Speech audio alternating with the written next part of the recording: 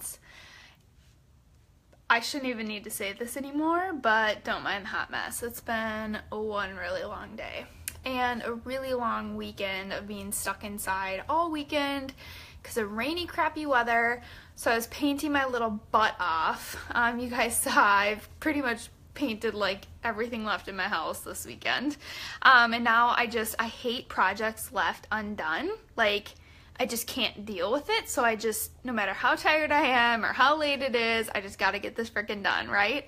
So I am determined to get the last coats of poly on here, and a lot of you had asked for me to go live when I did the poly from the live video that I did about chalk painting. So here I am. I will show you the poly that I use and everything else. So the doors that I'm about to poly had 2 coats of chalk paint on them.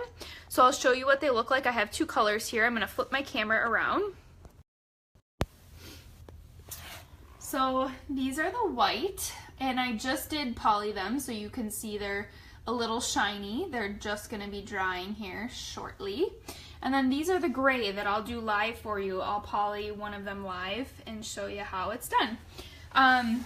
This is the poly that I use. Okay, let me preface this with saying chalk painters that are like fanatic chalk painters will literally, like, their heart will stop when I tell them that I put poly on chalk paint, because chalk paint was meant to be sealed with a wax. Now, I do use wax for things such as like frames and decor around my house, but I do not use the wax for high traffic areas, which is pretty much everything I've done in my house. Banisters, bathroom cabinets, closet doors, that sort of thing. I want it to stick. And I'm not a professional, you guys. I will preface with that. My experience with this is I have done, when I lived in a condo in St. Paul, I did the doors, the trim, the cabinets, everything. And it lasted. It held up wonderfully. It was amazing. And now this house, I've pretty much done everything besides I'm hiring out the trim and the doors because it's way too much for me to tackle on my own. But I've done my entire kitchen, and the guy that came in to quote me for my trim and doors, he is a professional painter, and he was like amazed that I did my own cabinets. So he was like, that's the best DIY job I've ever seen. So at least, like, it looks like I know what I'm doing. I'm not a professional, but I'll share with you guys what works for me and what's held up enough for a professional to think that 3 years later it still looks like a quality job. And this is the poly that I use, and that's what I contribute a lot of, like, the wear and tear and the durability to, is this poly. So let me flip it around again. So I use Varathane. It's actually a floor poly, so it's made for high traffic floors. It's fast drying, you guys. Like, the doors I just showed you that were wet will be dry in like not even an hour. It's insane. I use a clear, and I do choose semi-gloss. I do like kind of a sheer. The other reason I like semi-gloss on cabinets is it's super easy to wipe clean and to use disinfectant on and things like that. They have a matte, and I believe they have a high gloss and some other things. So choose whatever you want. The other thing I love about this is that it is water-based. So usually using poly is absolutely terrible. Like, you have to use mineral spirits and all sorts of crazy stuff to get it out of your brushes and off your skin, and this stuff is water-based, super easy to wash your brushes, your hands, everything. The key to a good poly is a great brush. I prefer Wooster. I use Wooster and Purdy. Those are the 2 brushes that I do use. This one has a rubber handle here. And it's a tiny little one, so it's really nice to get into small grooves of the cabinets. The stick doesn't get in your way when you're moving your wrist all around. So just choose a good poly brush. I love angle when I'm doing pretty much any of my projects. And then I did share on my Insta stories a great tip if you're too lazy. So I started this earlier and I got interrupted because Sydney had woken up. So if you don't feel like washing out your brushes, I use Glade Press and Seal. And this can too, you guys, see how there's basically half left of the gallon? I have used this on my entire kitchen, 2 of my bathrooms. My mom's borrowed it for countless projects. Like, this has been around for 2 years and I've only used half of it. So it's well worth the money. But yeah, the top got all gunky and I can't fit the lid on, so I use Press and Seal. And I do that with my brushes as well. So I wrap them up in Glad Press and Seal nice and tight, and you can leave your brushes wrapped up like that for a couple days and it won't ruin the brush, it won't ruin the bristle, and then you can just either pick back up where you left off or just rinse it out when you have time. So that's one of my favorite painting hacks. But sorry I don't have a better view here. I'm going to flip this around so you guys can watch. So it's going to be all shadowy and whatnot, but the key to poly is super light coats, and I actually only use 2 coats of poly because this stuff is so solid. So before you start, you just want to make sure there's no cat hair or whatever stuck in there. And I just have a tiny bit on my brush, and again, like I showed you in the last video, if you have grooves and molding that you're going around, always start from the inside and work your way out. With poly, it is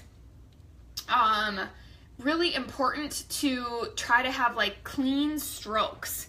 So you don't want a lot of little strokes over and over again because you will see the brush strokes. Whereas chalk paint, you can't see any brush strokes, which is also amazing. But I'll show you guys my picture of my cabinets when they're done. I'll post it on my Insta stories, a close-up, and you can't see any brush strokes because this stuff is amazing. So, I mean, you really can't screw it up. Again, just don't have too much on your brush. I always start in the little corners and the grooves, and it will drip. So it's very, very, it's like water, you know? So you don't want to have any drips with poly because it will harden and make little blobs on your pieces. So I'll show you close up when I'm done here. I just got to get this first coat on. And you know, if you do screw it up, no biggie. Just go sand it off later once it's dried.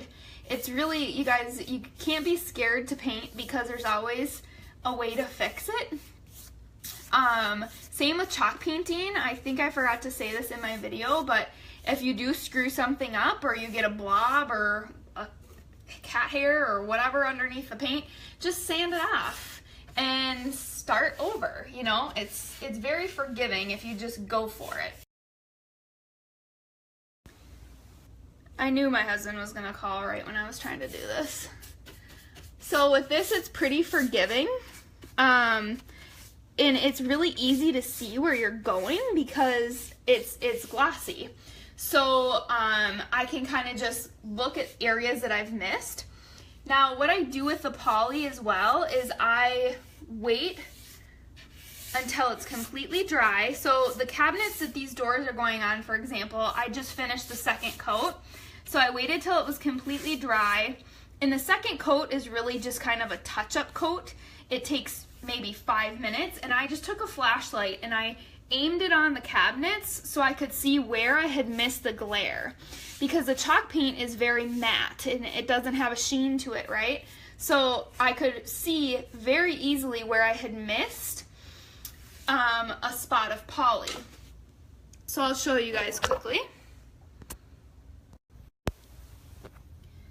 So as you can see, it's pretty glossy. I may have missed a little tiny area there, but you don't want to go over it again. So with poly, the very first coat, this is fast drying, the kind that I showed you. So you want to be very careful not to go over the same area over and over and over again. So just get it on there. If you miss a couple spots, that's no biggie because you can just touch it up, like I said, after it's dry and cured.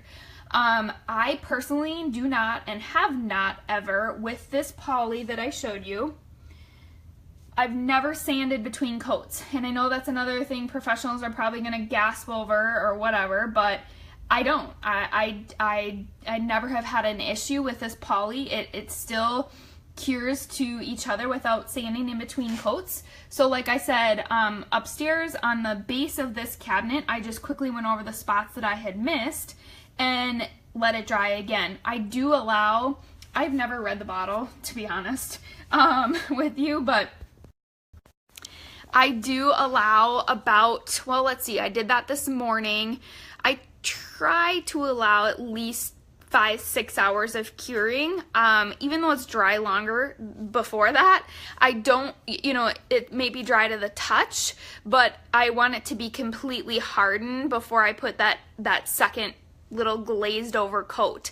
So like I said, that second coat, if you choose to do it, you don't have to do a second coat, but usually you'll miss a couple tiny spots, or maybe you'll see some brush strokes that you want to cover up with a nice clean stroke of the second coat. So that's kind of what I do there, and I do try to wait at least 6 or so hours between. But this will dry within an hour, and I could throw them up on the cabinet. But I'll be posting after pictures for you guys. I'll show a close-up on my Instagram stories and my Facebook stories so you guys can see the sheen, if you want more of an example of what the semi-gloss looks like once it's dried. But yeah, that's it. If you guys have any questions, I'm happy to help, but that really, I think, should cover it all. It's pretty easy. Like I said, don't be scared, just go for it. Show me your pictures, tag me in them of your projects. I want to see what you guys are creating. I'm off to chalk paint now the bed frame. Fun night. Bye, friends.